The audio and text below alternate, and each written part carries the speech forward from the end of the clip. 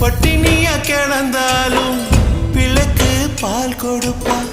பால் குடிக்கும் பிள்ளமுவா பார்த்தே பசி மறப்பா.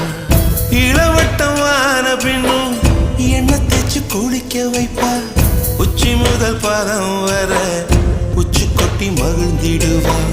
நெஞ்சிலே நடக்க வைப்பா, நிலாவ பிடிக்க வைப்பா. பிஞ்சு வீரல் நகம் கடிப்பா, பிள்ளையற்றில் சோறு தின்பா. பல்லு முளைக்க நெல்லு முனையால் மெல்ல மெல்ல தான் கீறி விடுவா. பல்லு முளைக்க நெல்லு முனையால் மெல்ல மெல்ல தான் கீறி விடுவா.